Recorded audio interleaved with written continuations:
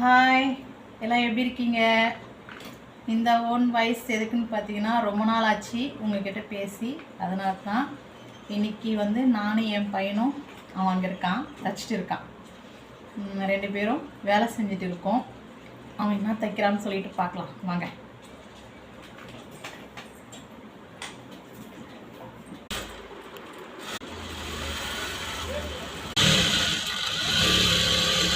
பாவாடை ஓராச்சிட்டு இருக்கான், டைல் போட்டிருக்கான்.